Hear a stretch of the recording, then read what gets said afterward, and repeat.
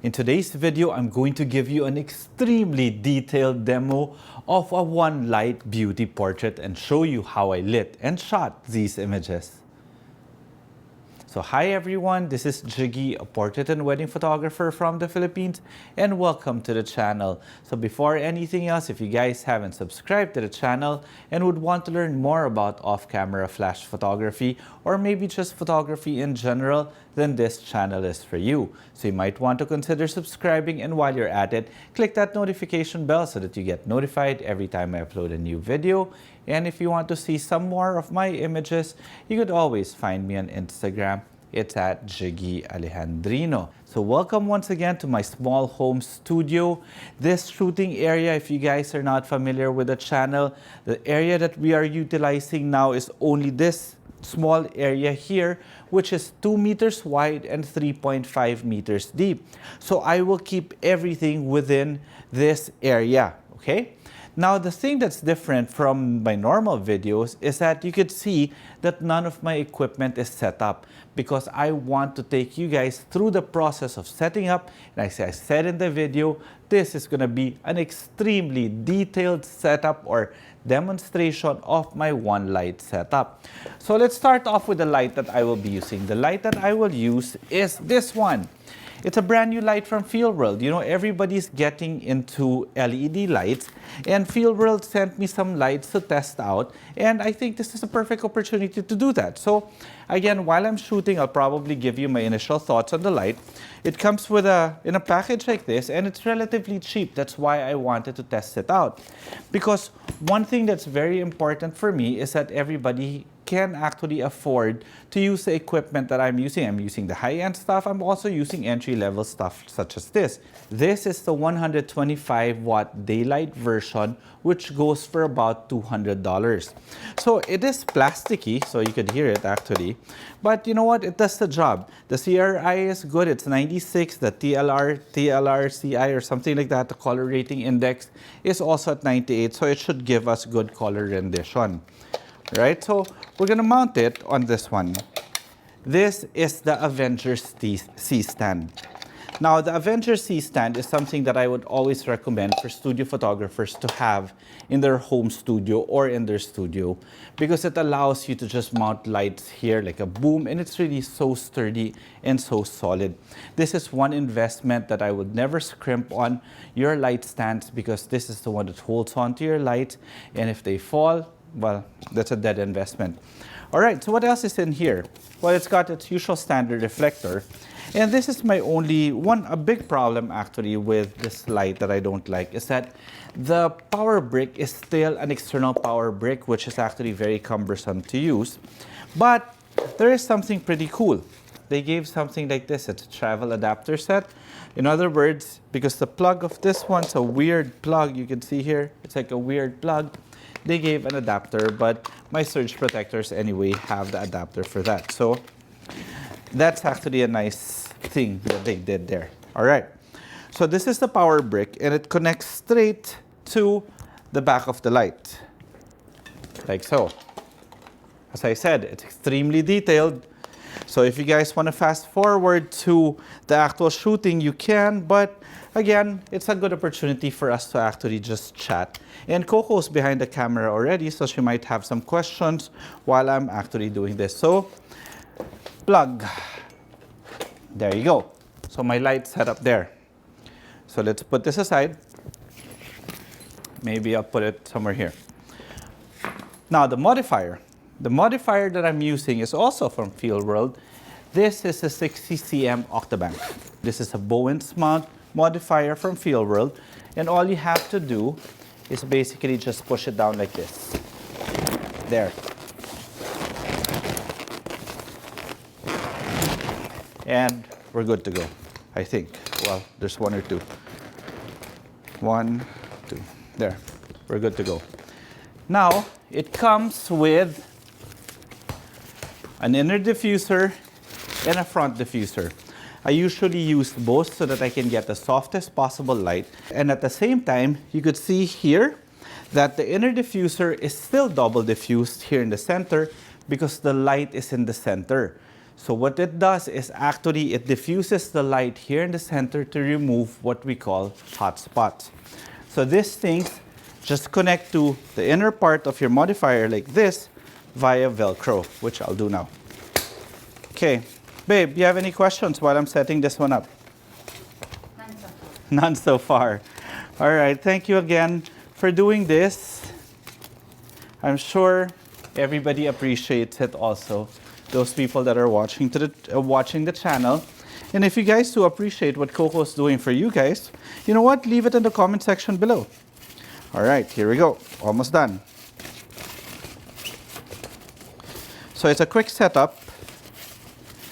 Far cry from how it was before, when we would have to individually put in all these things, all the rods, and put it in what we call speed rings here. So this is Bowen's mount. So we just mount it this way. Actually, all right, I'll show you a technique. When you're mounting a light, the best way to do it is you put your light up like this, so that you are not carrying the modifier. You're basically just going to put the modifier on top, and it's very easy for you to lock it in, as compared to having to put it while it's like this.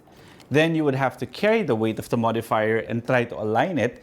And imagine this is just a 60 cm octabank. If you're using the 105 or 150 cm, that's going to be so difficult. All right, so our light is in place. Let me now just move this aside first. All right, so you notice I have two more light stands here. Okay, so let's put this aside. Let's put this somewhere here. Oh, by the way, the modifier comes with a grid too, but we won't be needing the grid for today's demo. All right, as I said, we're going to be using this area only. So I have here a light stand. It's just an ordinary light stand. But there's something special that I like about this particular light stand. Let me show you. The spigot here, you could put left, or you could put on the side or on top. Normally, you have it here on top like so, and that's where you mount your light. But in this case, I want it here on the side so that I can put something like this, a Justin clamp, which then will hold on to my modifier. I'll put this right here, because as I said, I just want to use this area here. So if you're trying to replicate this in your small home studio or a room in your house, this is a relatively very, very small shooting area, which you can find almost everywhere. Okay, so I'll bring this up a bit more, because the backdrop that we're going to be using is this one. One of my favorite backdrops is from Kate Backdrop here. It's a collapsible backdrop. So it's small, but it does the job specially for portraits. Okay, let me show you. So in this small package, all you have to do is flip it open. There, you've got a portable backdrop. Okay, and that's the purpose now of this clamp. We're going to clamp this one in place, like so, and lift the light stand up.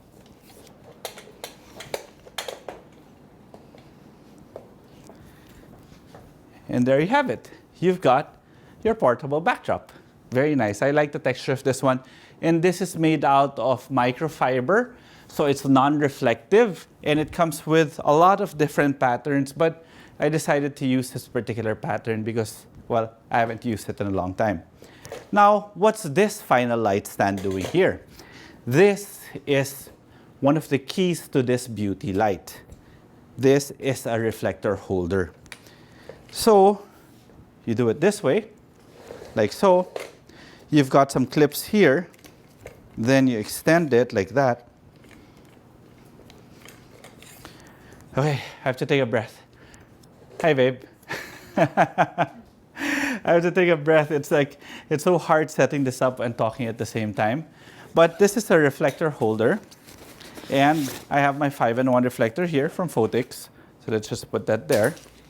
So today, I'll probably use the silver side, which is what I like using when I'm shooting beauty shots. So it just clips on like so. And then this one extends to this area here. And then you can clip it on. Okay. then lock it in place. The nice thing about this one is that you can adjust it from here, and you can adjust the angle of how you want the light to hit your subject. Okay, so in this case, I will put it somewhere here, and maybe we'll twist it later once we do the final setup. So the light, with the light position, should be somewhere here, tilted down about 45 degrees, give or take this way. Then you lift it up. That's why these C-stands are amazing, because it's so easy. And the key to the beauty light is that you want your camera straight underneath the light. So if you were using just an ordinary light stand, you'd have your light stand right here in the middle, which would now cover your subject. So I think this should be perfect.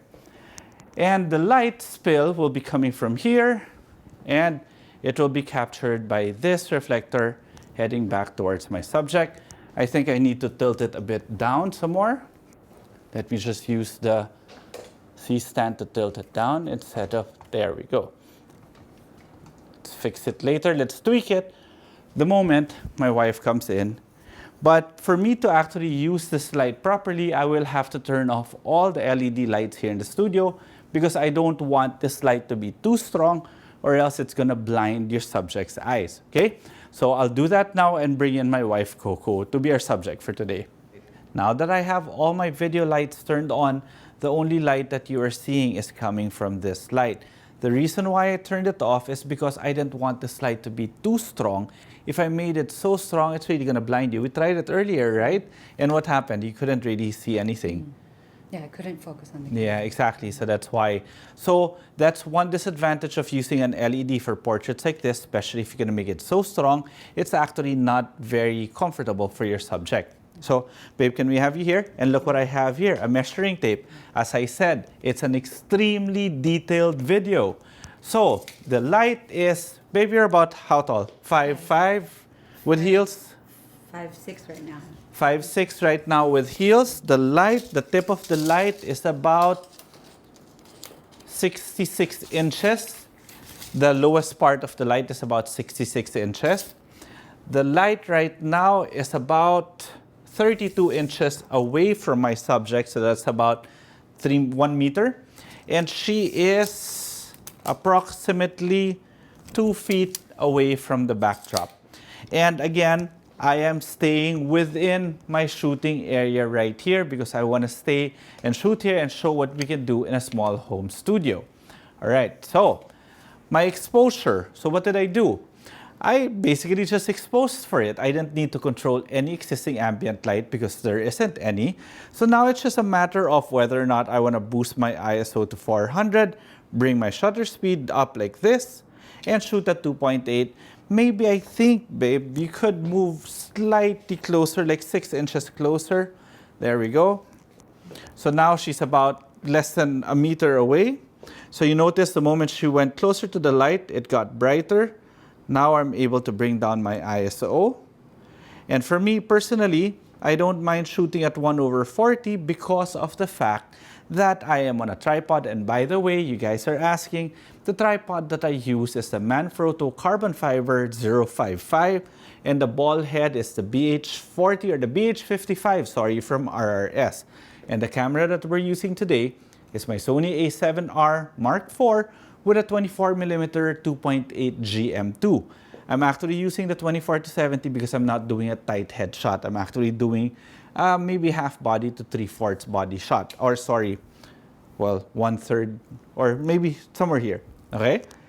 All right, babe. Fantastic. Beautiful. Oops. I love it. And since we're shooting with continuous light, you don't really have to think about anything else except for your exposure. If your preference is overexposed, which I won't do like now, I don't really like it. I normally shoot at about there 2/3 stop over just to make it more beautiful. All right, that's fine. How about looking at me straight with your body straight? There, let's just do a standard beauty shot first. There, that's perfect. Chin up a bit.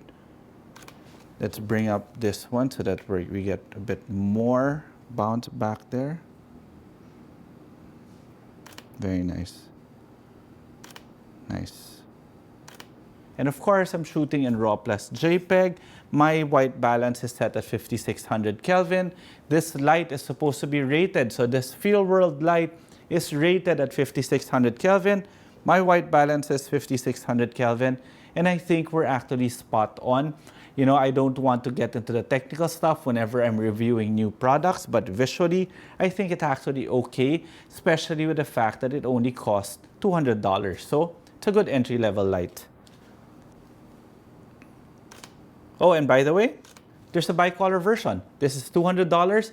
The bicolor version, the one that can change the color temperature from 2700 to 6500 Kelvin, is only $240. So it's actually a better option rather than just buying the daylight balanced one for $40.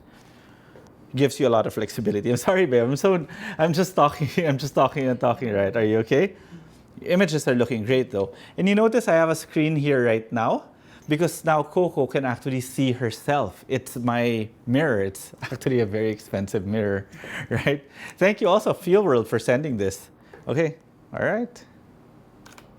Very nice. Open your mouth a bit. Give me more power. Okay. Very nice. Beautiful.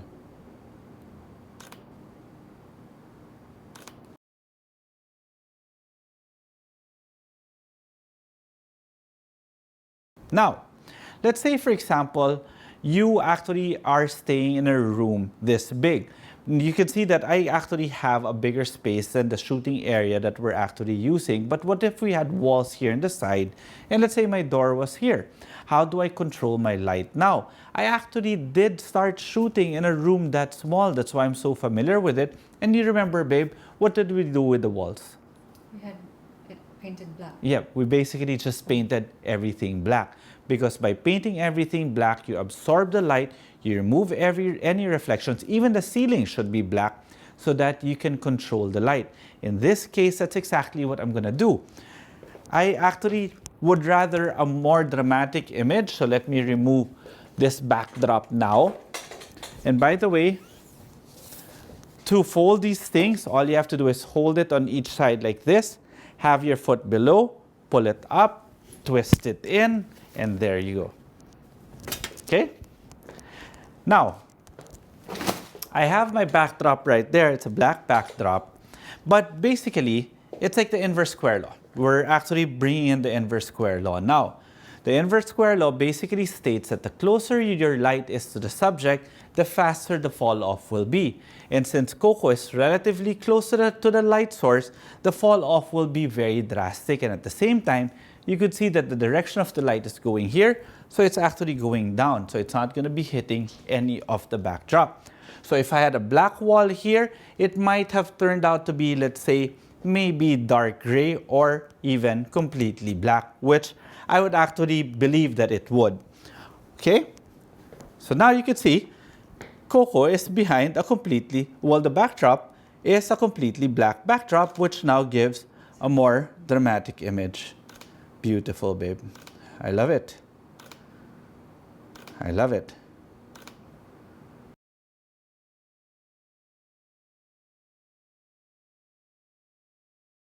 Let me know if you guys enjoyed this extremely detailed version of all our videos. Thank you very much, babe, for helping out again and for your patience because this was a lot of talking. So again, let us know if you like this type of video and we might even do more for other lighting setups. What do you think? Did you enjoy it? Did you learn something? I did. Oh, good. Maybe they did too. And if you did, leave it in the comment section below. Or if you have any questions, leave it in the comment section below.